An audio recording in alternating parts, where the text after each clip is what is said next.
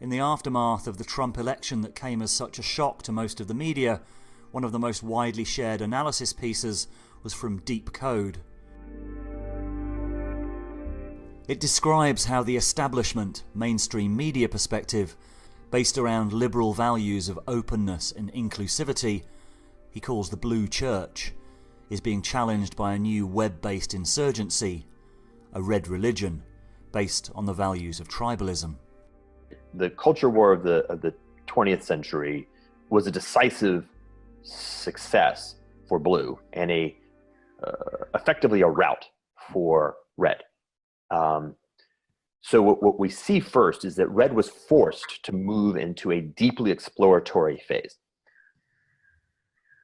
Second, that it did this in a context where, as it turns out, things were changing meaningfully, quite significantly. In fact, from my perspective, in a world historical level, the emergence of entirely new forms of communication and therefore entirely new forms of sense-making and coherence. He concludes that the Blue Church is in the process of collapse, as its dominant ideology can't adapt to changing reality, but that a combination of the two sets of values, of blue and red, is essential. We are conscious and effective in the world in groups, not as individuals. And the ingredients of those groups include aspects that are currently showing up as both red and blue. I propose somewhat strongly that neither red nor blue as pure elements contain the ingredients necessary to actually be adaptive to reality. This is a disaster, in fact. It's a little bit like separating the hand and the eye. The eye can see, but if the eye takes itself as being the essence of virtue, it separates itself from the ability to do. And the same thing with the hand. For most of human history, these groups have actually always commingled. They're necessary, that they actually relate to each other in a deeply healthy and direct fashion. Their separation into armed camps is extinctionary, actually. What are the values of red that you think blue needs to integrate or to reintegrate? Oh, that's actually pretty easy. Responsibility. I mean, we've actually even seen it. The ability to make a commitment and keep it, which by the way, ideologically shows up as either duty or loyalty, but those are both ideologies. The deeper sense is that ability. Responsibility, both at the individual and the group level, the ability to actually really make a personal sacrifice on the part of the group. That's actually a deeply red value. And I don't mean that, by the way, as politically ideological. Certainly there are people who are currently part of blue who feel that deeply. What I'm saying is that shows up much, much more intensely in red. And when you're feeling it in blue, you're actually feeling a red value, and that's good. Mixing them is crucial. Because that's very Jordan Peterson-esque. How would you define Jordan Peterson, or do you think the issue is that he is not definable within one of those two camps? Yeah, I think that's the point. I think that he grasps directly the fact that human beings can only actually make sense of the world by virtue of communication with other human beings. And this is all about the notion of admixture, that one must have a mixture of, well, I mean, he uses the mythopoetic to make sense, the order and chaos. The way, right, the Taoist way is the alchemical admixture of order and chaos.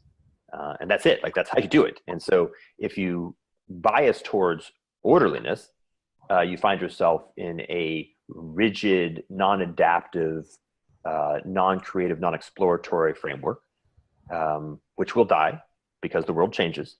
If you bias towards chaos, you eat your young and evaporate, which also dies for obvious reasons. And the key is to actually enable these things to be in relationship with each other, in vital, healthy relationship with each other. And I think that's in some sense the essence of what he's focusing on, and is sort of the core of what he's actually about. Peterson is hard for the broadcast media to get a handle on, because the depth of his thought means he doesn't fit easily into any of their categories. The clash with Cathy Newman was his breakthrough moment, where the new world met the old. To give the context from Cathy Newman's side, she has to do dozens of interviews each month. Peterson is hard to get a grip on, and he sure as hell looks controversial. She's also focused on getting sound bites for a 5-minute cut down of the interview for TV, not a long conversation for online. The interview was ridiculous. It was a ridiculous interview. I mean, I listened to it or watched it several times. I was like, this is so strange. Like her determination to turn it into a conflict. It's one of the issues that I have with television shows. Yeah. Because they have a very limited amount of time and they're trying to make things as salacious as possible. They want to have these sound bites, these clickbait sound bites. And she just went into it incredibly confrontational, not trying to find your actual perspective, but trying to force you to defend a non-realistic perspective. Yes, well, I was the hypothetical villain of her imagination, essentially. Yeah. No, this is also why YouTube is going to kill TV. Because television, by its nature, all of these narrow broadcast technologies, they rely on forcing the story, right? Because it has to happen now. It has to happen often in 5 minutes, because they only broadcast 5 minutes of that interview. They did put the whole thing up on YouTube. To their credit. It hasn't ceased to amaze me yet. I think that they thought that the interview went fine.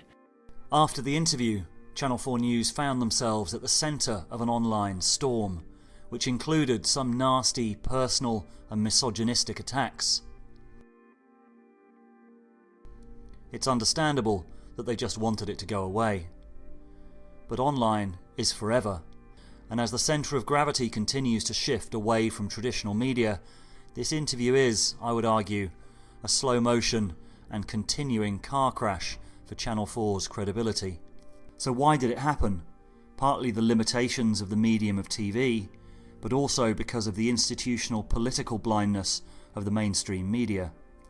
I've always considered myself of the liberal left, but especially since the election of Trump, I've been trying to understand what happened, and I'm convinced that the polarisation we're seeing is mainly driven by the shadow side of liberalism, in particular, where supposedly inclusive social justice liberalism stops being inclusive and secretly judges and despises people that don't think the same way.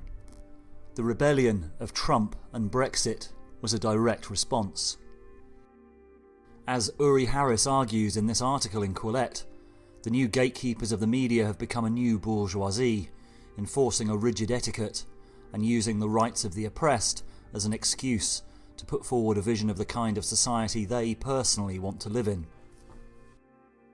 On the surface level, it's about how a narrow social justice worldview embodied by Cathy Newman in the interview became the new status quo, and how this institutional bias of much of the mainstream media means it can't see or understand the forces that are challenging this new consensus.